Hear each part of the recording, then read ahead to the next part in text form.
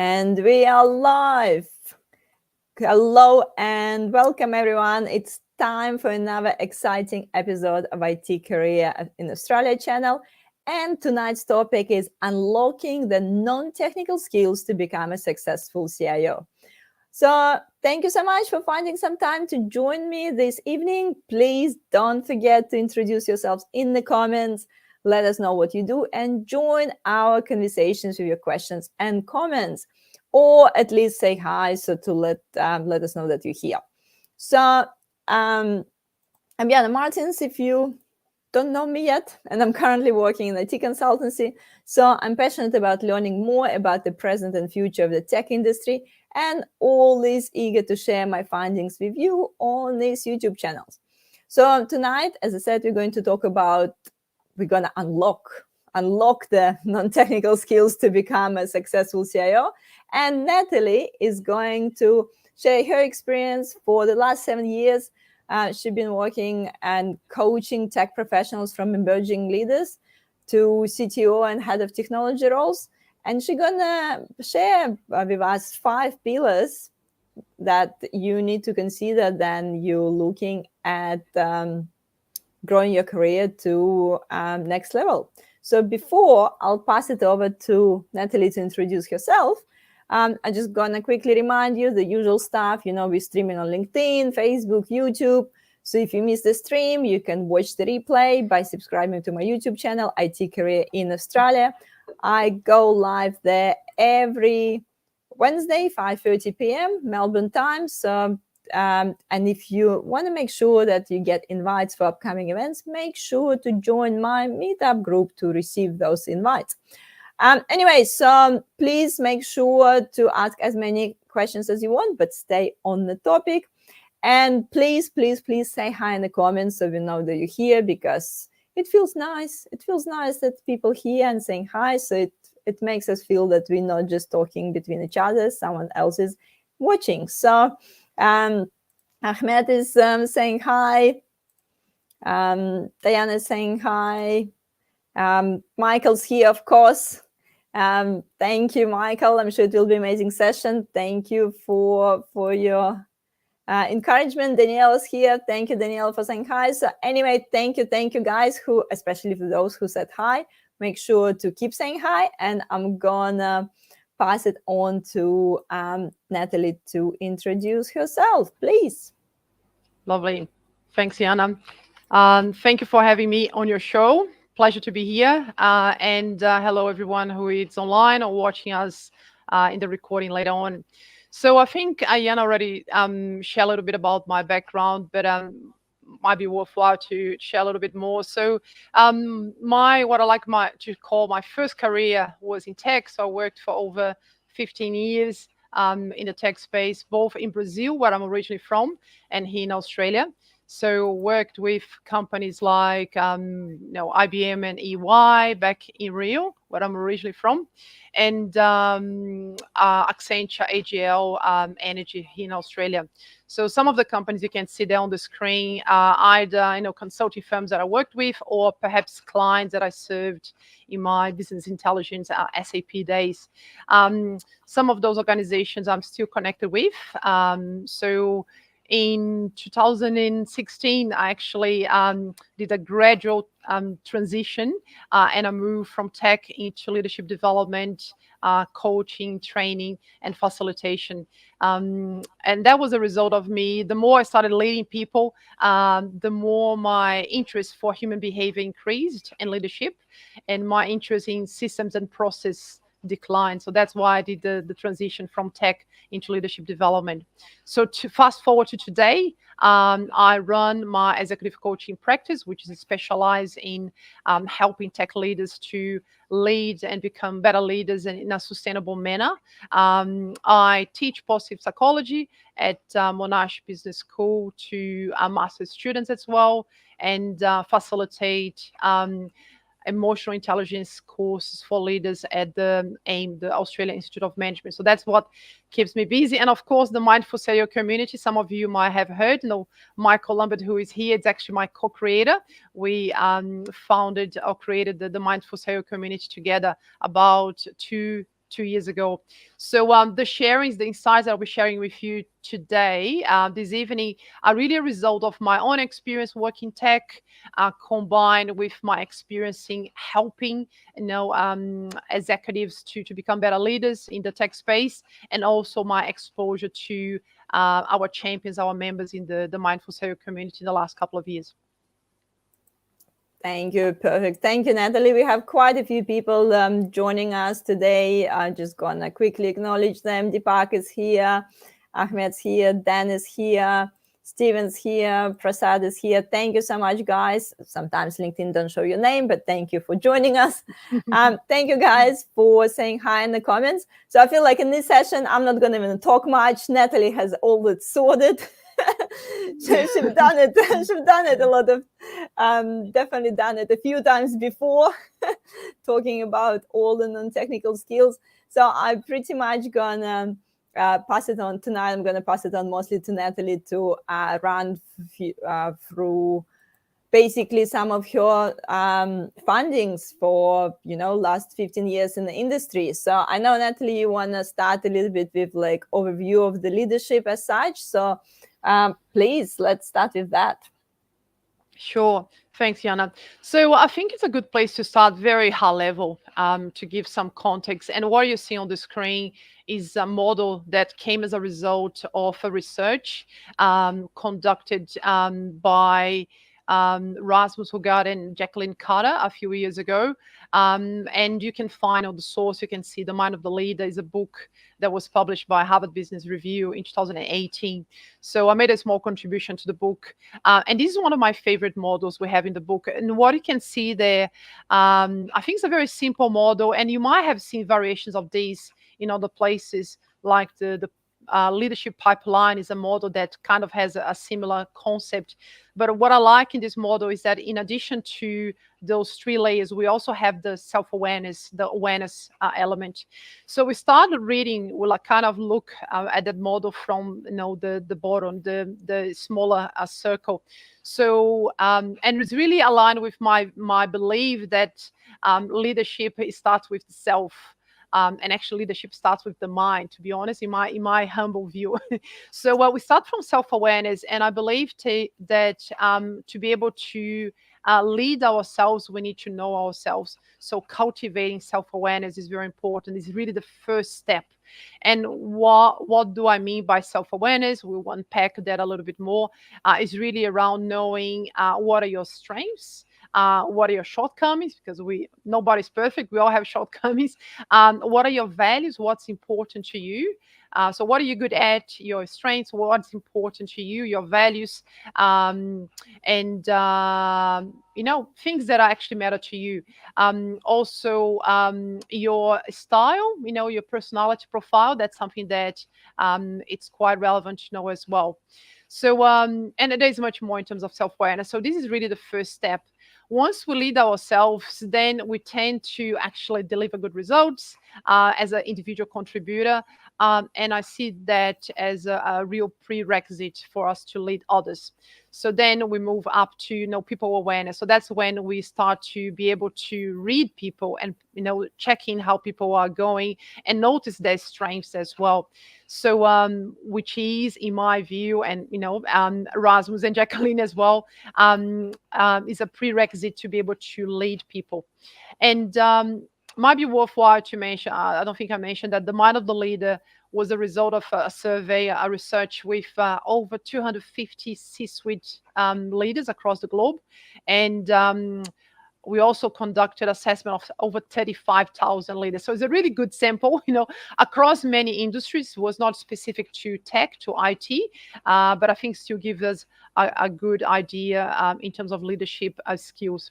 And everything that I'll share here, actually, this evening, Jana, and everyone else, it's while I'm talking about, how to become a successful CIO, is really applicable to you if you're leading a team of 2, 20 or 200. It doesn't really matter, because those leadership principles relevant to regardless where you are in the hierarchy. So this is really the key message, the leading yourself first, based on self-awareness, then being aware of others so you can lead others, and then of course leading the organization. Yeah, so basically, before you want to become I don't know, head of engineering or CTO. So basically the advice is start from yourself and start to understand your, I guess, feelings, your emotions. Would you say that's like the first step before even like thinking about moving to the leadership role, or what is the prerequisite? Yeah, absolutely. Yeah, having that self-awareness is very important. Knowing your style, knowing your what are your motivations, your intrinsic motivation, extrinsic motivation. So doing the inner work. And don't get me wrong, I do, I have clients, who are in that level, C-level, that come and they have, not a fantastic self-awareness level. And we can still do the work. But the more mature CIOs, CTOs that I see, they have a very good grasp on the values, their strengths, the limitations, the motivations, and so on. So yeah, absolutely, Anna, it's a big yes to your question. I think doing the inner work is a prerequisite. If we want to lead well, anyone can lead, but for how long, how well, and in an effective manner, that's another story. If we want to lead effectively and get the above and beyond, the discretionary effort from the people we lead, we need to know ourselves and we need to be able to be aware of their needs as well. That's Yeah, what I've seen so far. yeah, yeah. So I guess let's dive into those pillars that the successful CIO should have and should make sure to pay attention to. So what are those things that quite important from non-technical perspective? Thanks, Yana. And I'd love to hear from anyone who is watching us live. If you strongly agree or disagree. I'm a big believer of healthy conflict, so it will be very interesting to see if you have a different view. Please don't hold back. Share your view on the chat. So these 5 pillars that I'm about to talk about, again, they are based on my experience so far. Working, coaching, or hanging out with C-suite executives in the tech space. By no means is a fully comprehensive, exhaustive model, but these are the areas that I can see that are really important. So the first one, very basic, build personal resilience, and this is really the foundation. As we all know, being in a C-level role can be highly demanding. The workload, it's huge. The competing priorities, multiple stakeholders. So what I see, the execs that are doing really well in a sustainable manner, they are almost religious to having a routine, a consistent ritual for self-care. So either would be exercise on a regular basis, or someone that when I interviewed execs for the book, she had this practice of every morning doing stream consciousness writing. When she told me, I had no idea back then what actually that even was, and that was the thing that she would do to reset her mind and to be ready for the day. So she wake up really early and she would do this stream consciousness writing. So again, what I've seen, it's a very thorough, consistent self-care practice, and that's what leads really to prevention of burnout. So burnout, it's very, very possible and very likely in such roles. So I think those individuals, they take this proactive approach, being very, very systematic with their self-care routine and rituals. I definitely have a few questions here, but I think let's Please. just go through 5 pillars first, and then when we dive into each pillar, I might ask more questions. But guys, while we're going through these 5 pillars, maybe you can share in the comments if you have some morning routine or something that help you to stay resilient and help you to get through your day in the most effective day. So if you have any of those, please share with us in the comments while we're going through the 5 pillars overview. That'll be great. Thanks, Yana. The next one is around leading with emotional intelligence, and you can see that the 6 core competencies. I'll unpack that shortly. I think the key message here is that according to the research, there is a direct link between how people feel and how they perform.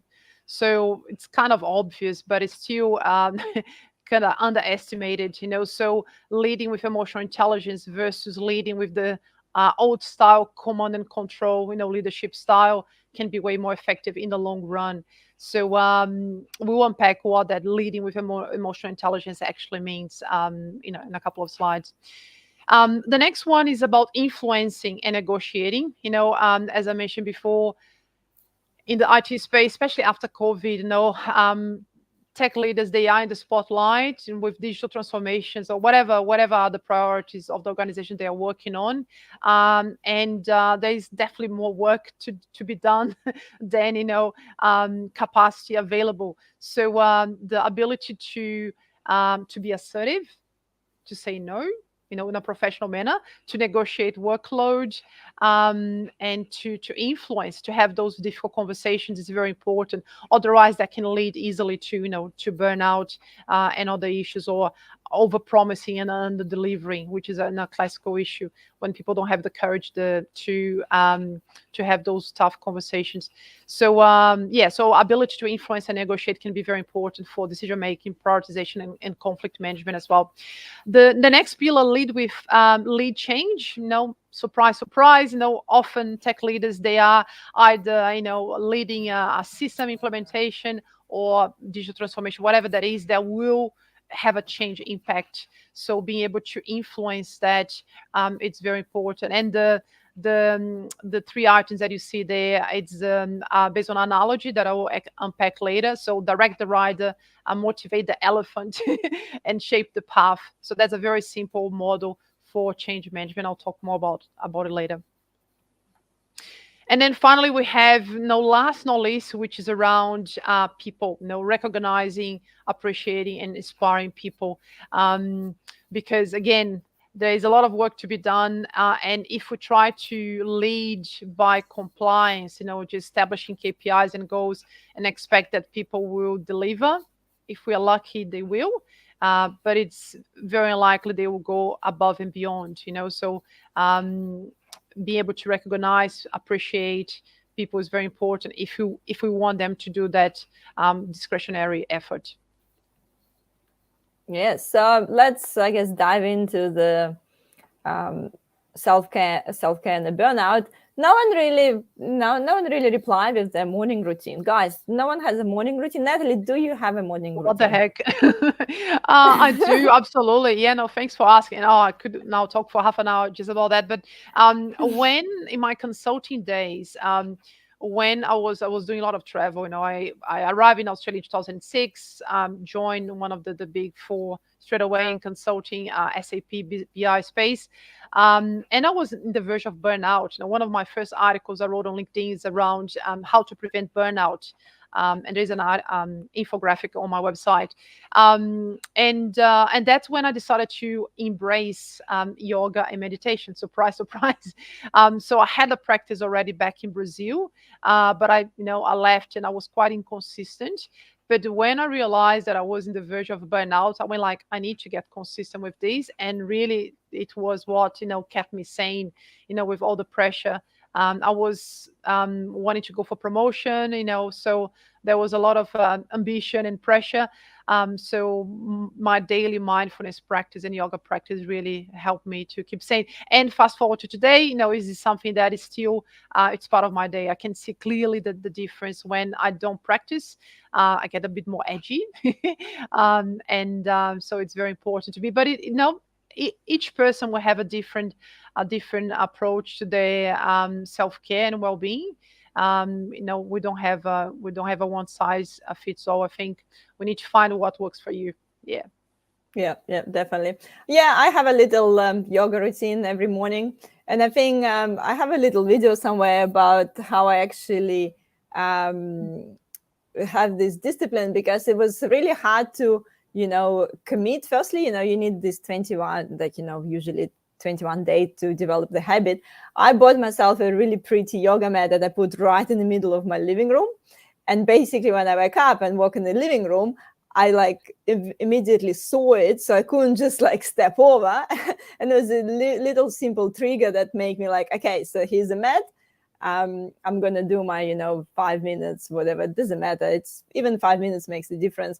But I found that finding that little trigger helped me a lot to establish that routine, and then you basically just can build up other triggers on top of it. So the few people start actually telling about their routines.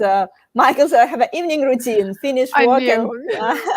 tend to my aquariums and cook dinner. If my wife cooks dinner, then I feel all out of the place. But it helps me to separate work and home. Um, Nice. I don't I have thought you morning would be routine, joking, but but I that's actually. I play squash every week. Here we go. So Oh, squash. my morning Cool. routine used to consist of opening Outlook and Teams. It now consists of opening mindfulness app. Here we go. And Mm. I'm glad, guys, you're commenting, because I think often it feels like it's so far apart, when we're talking about something like career progressions to CIO, and then suddenly we're talking about the mindfulness app. And will be maybe some people out there then saying, like, it's irrelevant. Why are you talking about doing 5 minutes yoga in the morning and being CIO, where you need to look at the industry trends and technology and things like that. But I think when you link those things together and look at everything holistically, then that's the things that start working out, and you will be surprised how this basically simple self-care exercise can help you to progress in any career. Yeah, absolutely. And something that I didn't mention, I think it's a given. I know that I didn't even mention, because for me it's a given that in order to become a successful CIO or mature CIO, as I prefer to use the mature CIO instead of successful, it's a given that number one, you need to be passionate about what you do, and number two, you need to be good in what you do. So that's a kind of a given for me. And then to be a sustainable, successful CIO, then you need those things, because you can get there, but not necessarily you'll be able to to stay there for long if you don't have those strategies in place. Yep, If that makes definitely. sense. Yeah. um So yeah, just it's another comment. It's about reflection and preparation for the day. Sometimes I do a really simple thing. I just think about one thing I'm excited about today. So you wake up in the morning, you might don't have time to do the proper, I don't know, like writing or something, or reflecting on the day ahead. But I tend to at least think about one thing I'm excited about today, just to get my mind into the positive path straight away, instead of looking to the Outlook and and Teams first thing. yes, and having a practice in the morning. I mean, I think it's great that Michael has one in the evening, which is lovely. But in the morning, I think sets can set you for the day, and have that mindset for the rest of the day. Cool. So, and what you mentioned, Ian, I know having, baby steps, having the yoga mat in the middle of your living room. James Clear talks about this in Atomic Habits. Sometimes it's just a baby step. You just need to start really tiny, and having a visual cue, which was the mat right there. It's a great approach. So, let's keep going. So with this slide, I guess the key message was that according to the research, people who are highly resilient, they have at least one or two strategies from each of those four categories. So under thinking strategies, you can think about actually having dedicated focus time, reflection time. Past clients that I had, they had a huge impact just actually blocking time on a Friday, every Friday, to reflect and focus on strategy. So to be less operational, more strategic. So strategic thinking, kind of couple of hours block in the diary. Simple things like that. Knowing your values, having good boundaries, and then mindfulness. These are just some of the examples of things that you can do in this thinking strategies category. The physiological one, surprise, surprise, very obvious, but it's often overlooked. It's just taking care of your body. It's sleep. It's a huge one, and again, many of us are sleep deprived, and that doesn't help us with our productivity and having good nutritional whole food and good quality water as well. The third one, I think, is environmental strategy. If you're not going clockwise, yes. So this is about being organized, it's about your workspace. And some people will say, like, no, that's not important to me. But whatever is important to you. For some people, will be maybe listening to music or having an environment that is conducive for you to be at your peak and experience that flow when you are working. And finally, relationship strategies. That's, I think, is a very important one. That includes having a support network. Your audience, Yana, they have this community they can access and reach out.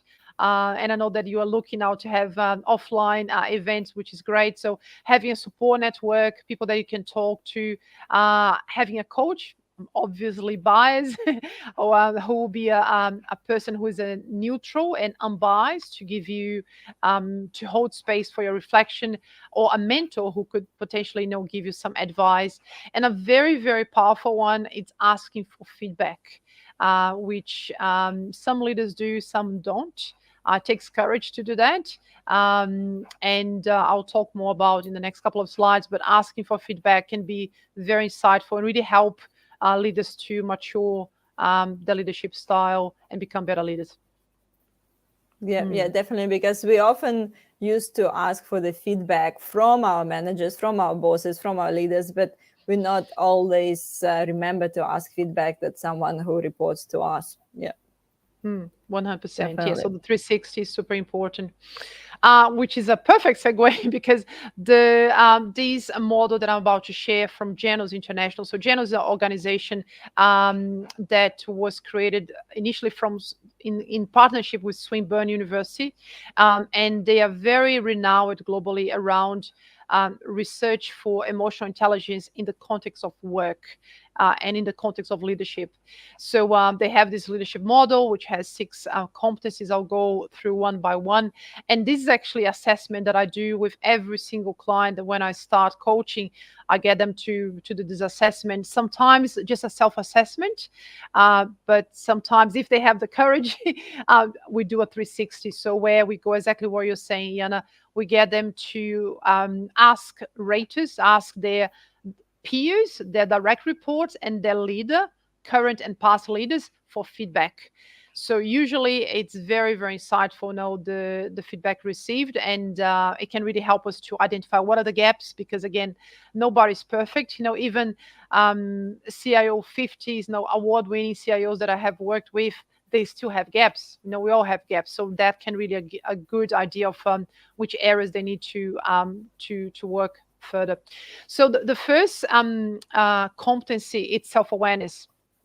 And self-awareness, I touched on that already. It's about knowing your values, your strengths, your motivations, really what drives you, having that awareness of yourself. Leaders that present, that demonstrate that competency, they are perceived as present, and the leaders who don't can be perceived as disconnected. So what you see for each of those competencies, we have in the right-hand side what we call the productive states, in the left-hand side, the unproductive states. And the reality is, again, we're not perfect. So from time to time, we want to be in the right side, but guess what? There will be moments and days that will be on the left-hand side, and that's okay, because we are human. A human being. So that happens. The next one is awareness of others. So being able to, once we are really in tune with ourselves, we are more able to develop empathy and to really read people, to be in tune of what actually it's happening for them. So understand, especially people that report to you, the direct their motivations, their strengths, their values again, and that would really help us to influence them in a number of situations. But again, leaders who demonstrate that competency of awareness of others are perceived as empathetic, and leaders who don't can be perceived as insensitive. So that's the second competency. The third one is around authenticity. So this one sometimes can be misunderstood. So this is not about being blunt, it's about expressing yourself, expressing your point of view in an appropriate manner, but be really transparent whenever it's possible. Keeping your word, being reliable. And the leaders who do that, they can really create an environment of trust, where people feel safe. And in the other hand, people who don't, can be perceived as untrustworthy. And there is also those leaders who kind of promote artificial harmony. They avoid conflict, and create this environment where feels like everything's okay, but it's not. So that's not what we want to experience here. So authentic leaders, they encourage healthy conflict because they know that it's important for people to have a voice, to feel heard, and they create this environment that allows psychological safety. Yeah, no elephants in the room. Exactly. Yeah, not pretending that everything is okay, when clearly it's not. I think we all been there. Yes. So that's competence number 3. The next one is emotional reasoning, and that's an interesting one. So that's about decision making, and what the research says is it's that often we hear that we should keep emotions out of the equation, right? When we are making decisions.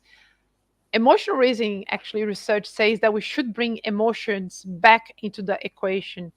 Not that we are allowing feelings to drive our decisions, but we want to take into consideration how I'm feeling when I make this decision, and how people that are impacted, how are they going to feel, or how they are feeling about the decision I'm about to make. Because if we want to get the buy-in from people, if we want our decision to be executed, delivered, we cannot ignore how people are feeling, right? Otherwise, good luck to get that actually executed. So the encouragement is to collect the facts, also assess how you're feeling about that particular decision and how others are feeling. And often we don't have all the data we need. Leaders often need to make a decision, make a call with partial data available, and there is relevant information in emotions. So that's why we need to take in consideration when we are making a call. So that's the idea with emotional reasoning. The second last, very similar to the self-care and resilience, self-management. So this is about self-regulation as well, being able to self-regulate, take care of yourself, and manage stress. Because again, in those positions, there will be competing priorities, there will be a workload, intense workload. So leaders need to be able to manage themselves, especially because their mood, their the way they show up at work, virtually or physically, has an impact, is contagious. I think you would agree. The way a leader show up, actually, it's contagious. So it sets the culture, it sets the tone for the team. So they need to be able to self-regulate, to create, use that influence for the good. So influence people in a positive way, whenever it's possible. So being perceived as resilient versus that unpredictable leader who is kind of temperamental, which is very detrimental for the team performance. I actually recently read the research where it was people was measured on their kind of stress levels, and they took people from the lower position and to the higher positions.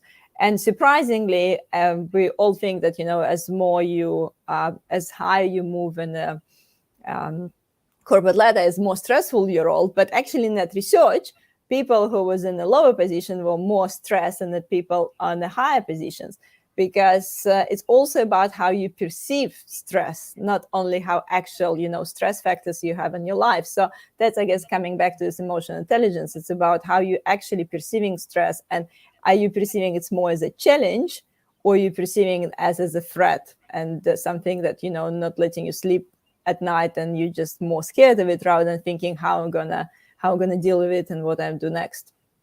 Absolutely. Yeah, there's definitely that element of perception there. And no wonder those leaders manage to reach the top of the chain, because that emotional maturity, that emotional intelligence. Not a, I mean, this is a dangerous statement, because we have many leaders in the planet who are not emotionally intelligent. But I would say, how long are they going to stay there? But that's a very controversial. I'll take that back. A very controversial topic. But I agree with you, Yana. Thanks for sharing. We have one more.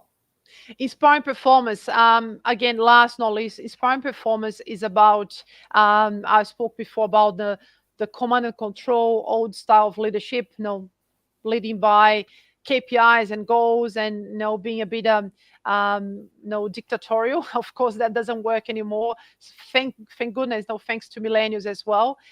So inspiring the people that you lead, knowing then recognizing appreciating their work, it's very important. So empowering, allowing them to be autonomous, to make decisions. It's crucial to have a engaged team, engaged workforce that again would deliver go above and beyond, and would deliver that discretionary effort. Perfect. So Mark has actually some comment. True empathy, which is a key to emotional intelligence, is something that I learned through upbringing and surroundings, not reading AI books or doing AI courses. Thank you. Thanks, Mark. It's so true. And a good thing, and thanks so much for bringing that up, because I wanted to make that statement. I completely forgot. The good news, guys, are that EI, emotional intelligence, different than your EQ, different than your IQ, can be learned. Lucky you, Mark, that you had a beautiful upbringing, and that it's actually in your core. But it's never too late for those who don't consider yourself very emotionally intelligent. There is time. Thanks to neuroplasticity, we can learn this stuff. It's we can definitely learn. Yeah, it's a learnable skill. Yeah. That's the reason why I'll talk with some people every week instead of reading. Yeah. So every week I'm talking with some interesting person, and I think that's basically already improving my emotional intelligence. I hope so. And having said that, one of my passion projects, the Mindful AI Manifesto, I am currently, completely off track now, Yana. I am currently actually interviewing machine learning experts and data scientists to discuss what's the possibility, the likelihood of teaching EI, emotional intelligence, to AI. So watch the space. Yeah, it's a big topic as well. Okay, so so as a continuity of emotional intelligence, also some understanding of the styles. Yes, and I'm conscious of time. How we're tracking with time? Yeah, let's cover this. Let's cover this quickly. So I think this is the next level of emotional intelligence. As I mentioned, self-awareness and awareness of others is very important. Some of you might have done, different psychometric tests. There are many out there, and some are quite complex. I think the DISC model is a very simple, not simplistic, but it's a simple but memorable model.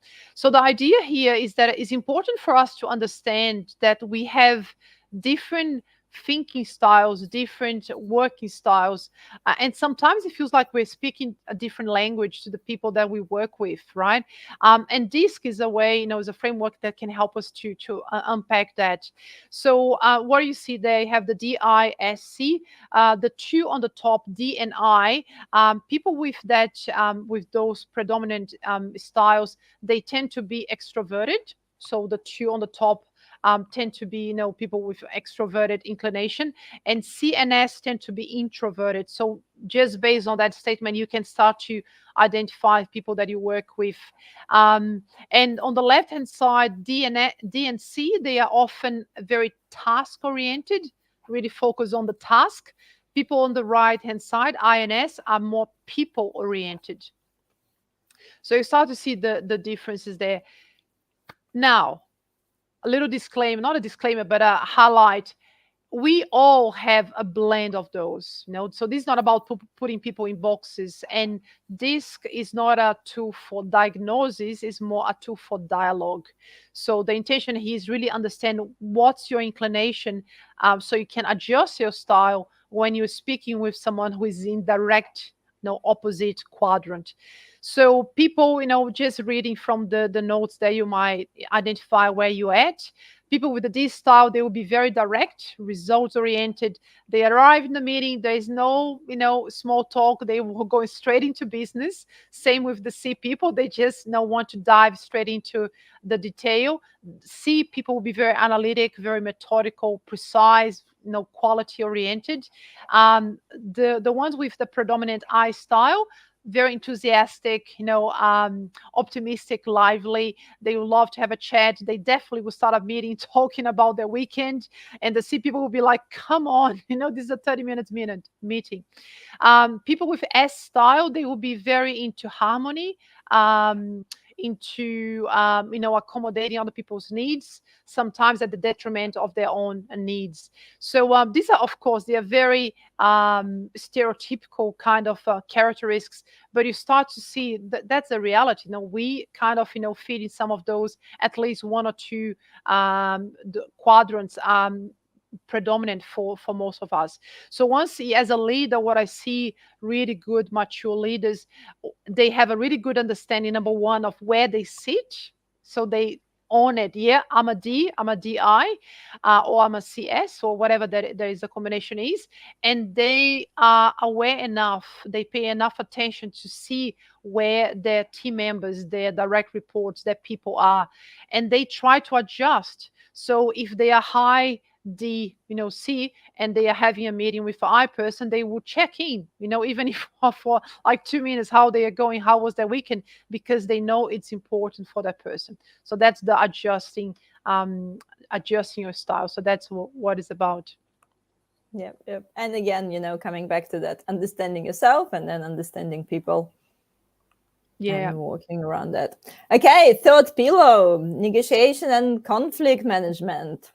Cool. So this one I think would be good to perhaps hear from the people watching. I think we still have viewers. Out of these five, so this is a matrix that can be used, and I think self-explanatory. When you see, we have two axes. One is how assertive are you, not assertive at all, and quite assertive, and how cooperative are you, not at all to very cooperative. So we have 5 modes that we can adopt when we are having a difficult conversation. So these model can be used for negotiating, can be used when we are managing a conflict as well. So which quadrant do you think is the best? So which of the 5 modes do you think is the best to achieve a win-win, outcome in a difficult conversation? So we have avoiding, forcing, collaborating, accommodating, and compromising. So if you have an opinion and you're not shy to share, type on the chat box and let us know. So I'll start to give away the answer while we wait. So the avoiding approach, it's usually is a lose-lose. So we avoid having the difficult conversation and we actually don't address the conflict. So that's a lose-lose. The forcing is when I'm very assertive and I'm trying to impose my my desired outcome to the situation. What's the best solution for me? I'm really thinking about myself only. So that's when I adopt the forcing. Accommodating, typically I am actually okay for you to win and I will lose. So the forcing is I win, you lose. Accommodating is I lose and you win. Collaborating is the win-win. So that's when we are trying to find a solution that is good for me, it's good for you, and not always that is possible. But it's a good mindset to have when we enter in a difficult situation, in a difficult conversation. And the compromise is when both of us needs to give in a little bit. So we are both winning and losing to a certain extent. So this is a model that I have shared with coaching clients to help them to prepare for a difficult conversation. Can be helpful to managing workload, having conversations about priorities. It's a very versatile model, and even to assess what's your mindset. Are you a kind of usually go with forcing? So back to the self-awareness. Some people go like sizes, I go with forcing. So how can I adjust to be more cooperative here, so I can think about what's the greater good, the outcome that is better for the whole team, the organization, not just for myself individually. Steven saying, I don't know if it's the best, but I tend to go to compromising. Sometimes I know it's a necessary for me to stand my ground on certain important issues, but often meeting somewhere in the middle is preferable. I feel like when I want to finish conflict quickly, I go straight to forcing. I think you must be a D. You must be a D, Anna. It's like if I want to like just, I don't have time, I would just want to resolve it. I'm just like, nah, we're doing this. No, I don't want to hear anything anymore. yeah. Let's get Well, it done. and thanks for being vulnerable and sharing, openly, and widely. It takes courage to be open, and yeah, and we can get what we want. I can go there sometimes in different contexts. So sometimes at home you have a different approach than at work and friends, and this could change with context as well. The issue is, you might agree, and in the long term, what does that do to the relationship? you know and in that level, relationship is very important. So yeah. So no, food for thought. We can get what we want in the short term, but what does it mean in the long term? So ideally, yeah, collaborating or compromising, I think they are Yeah. heightened to give. Yes. Yes, I was still saying here, go to giving, even if I Mm, want to get, yeah, and that's another strategy. Like, when someone to, resolve the situation quickly, just like accommodate and whatever. I mm. don't want to, don't want to talk about it anymore. I tend to, I think, go other way. Yeah, and Stephen Morris, I suspect you will be a S style. I mean, not putting people in boxes, but that's typically what a person with a disc profile S would do. They will give in, they'll accommodate, because the harmony is very important for them. So they prefer to have harmony, even if they are losing. Then, while the D would actually want the results and they want to win, because the D will be very competitive. So they end up with forcing instead. Mm. It could be disaster if it's everyone accommodating as well. DD. Well, true, true. Yes, there will be analysis paralysis, and yeah. Anyway, so yeah, so Mark's saying collaborating and compromising. Good on you, Mark. You learn your Nice. emotional intelligence from from long time. So I'm just a bit cautious of the time, so that's why I'm jumping straight to the fourth pillar, the Yeah. leading. And I'm curious about this image here, so I would love to hear what it stands for. Yeah, what's that about? And I'll go real quick because I love the last slide and I don't want to miss the last slide either. So, leading change, we know in tech, most of the projects that leaders will be driving, there's a change impact, of course. So there are many, many robust change models, change methodologies out there. I like this analogy of the path, the elephant, the path, and the rider, because it highlights how important it is to motivate people. No, the human element is huge in change. The resistance to change comes from the human element, us. And the analogy here, the rider is the rational mind. The rider knows where to go, what's the direction, what's the plan. But it's not enough to, to motivate the elephant. The elephant is our power, our emotional mind, the limbic brain, if you like, that has the power to make the change happen. So if we try to push the elephant 6 tons, good luck. It's not going to happen. You cannot force an elephant to go. You need to be clever and identify what are the motivations, what can motivate the elephant to come with you.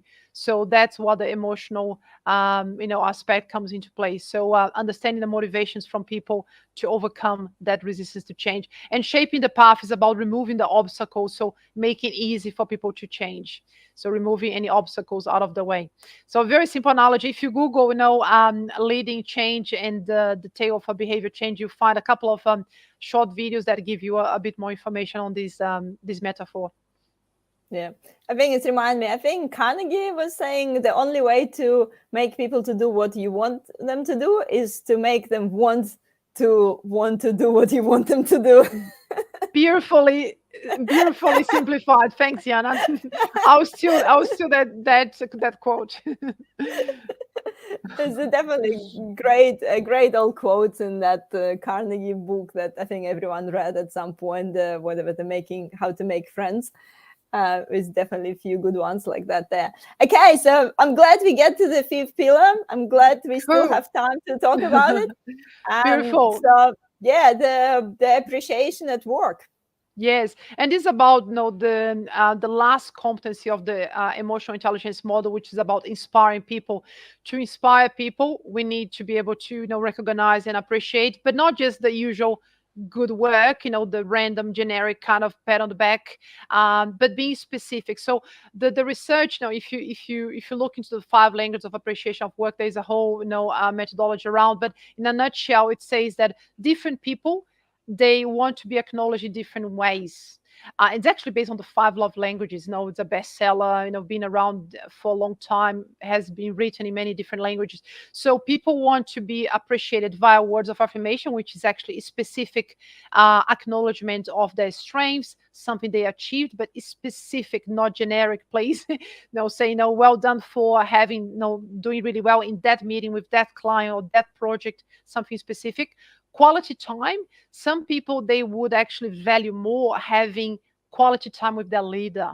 So going for lunch, going to have a coffee, have a one-on-one meeting on a regular basis, they really appreciate quality time.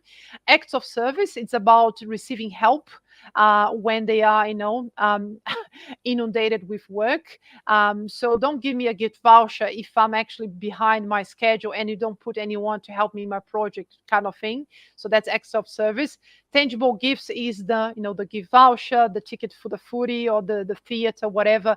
And ideally it will be something that is meaningful for that person, not a generic, gift, if possible. And physical touch is an interesting one, in the context of work. But guess what? Some people, they appreciate, a handshake, a hug, that's actually, it is a thing for some people. So for the leader, the message here is have a chat, try to understand what's important instead of, a blanket, gift vouchers for everyone on Christmas. Try to understand from each person that you work with what's their preferred language, and try to use that when you want to acknowledge and recognize for the hard work. I'm actually quite glad you brought this analogy here, because I usually think about, those 5 languages of love that, as you said, is really popular, but we not often put it in the work concept, and thinking about, like, we do think about it more probably in our personal relationship, and we do think, hopefully guys, you're thinking more about if your partner likes the flowers more than I don't know, little note or chocolate or chocolate little note in the fridge. Yeah.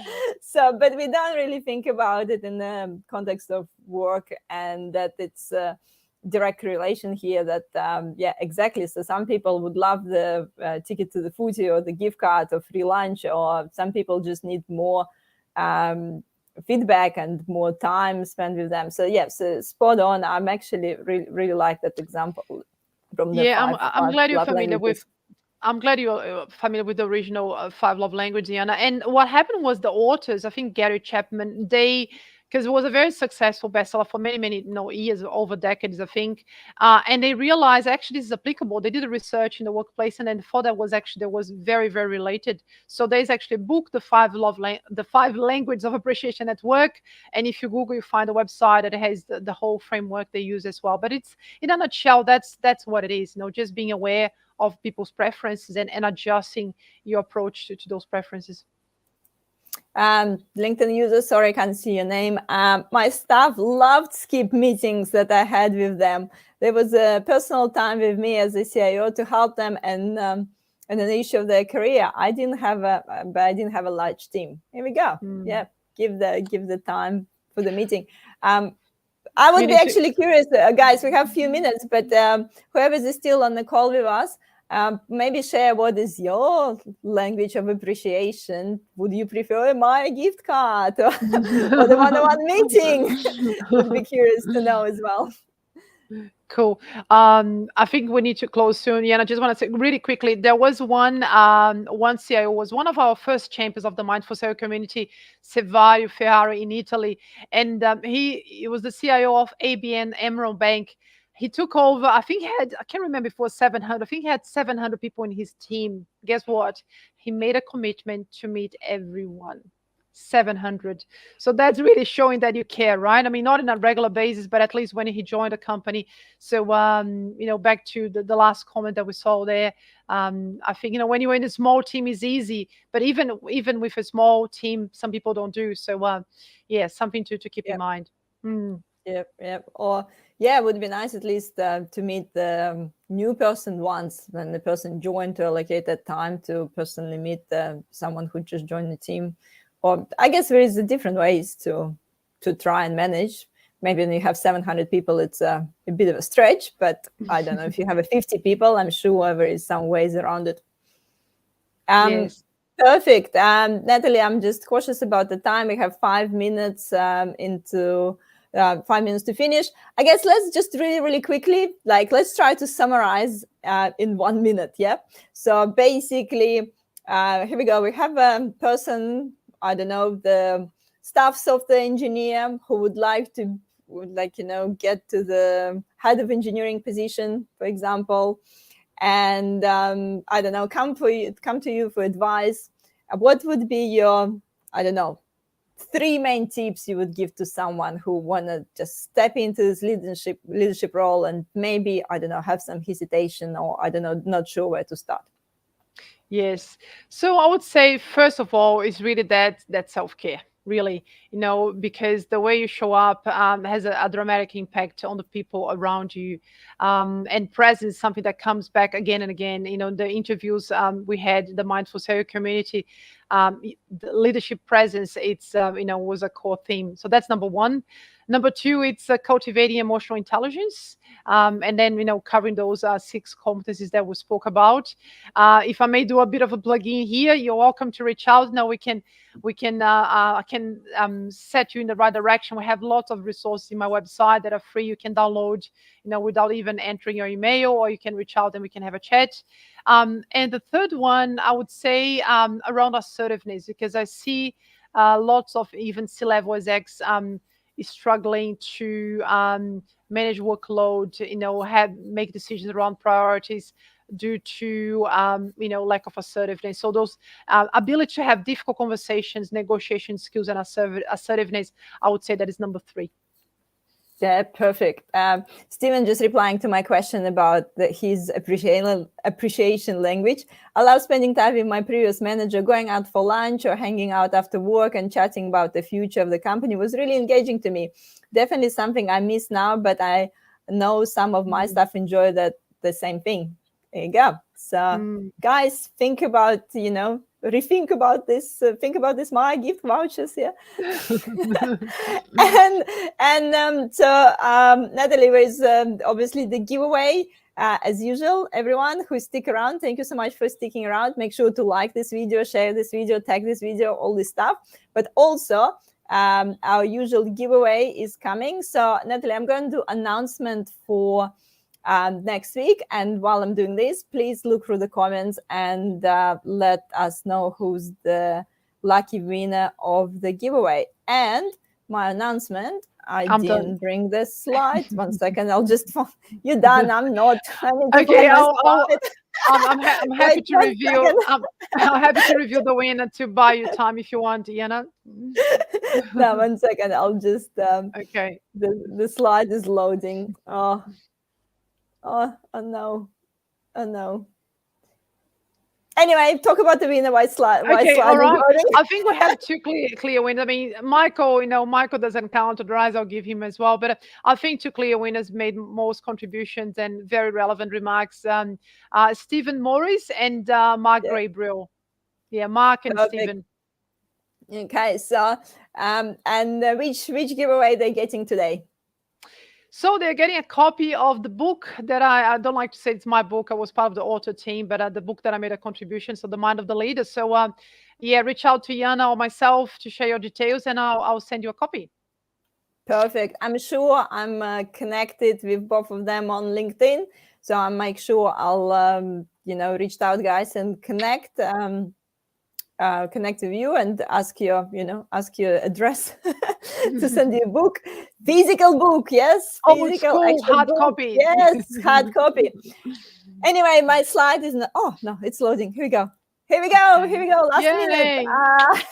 Next Wednesday, 13th of September, 5:30 p.m. We're going to talk with Matt, and we're going to talk about key strategies for retaining top tech talent. So I think, those appreciation languages we just talked about before, that's probably, definitely one of the strategies, guys, you can use to retain and stuff. But Matt, we're going to talk about more next Wednesday, 13th of September, same time, 5:30 p.m. as usual. Please make sure to tune in.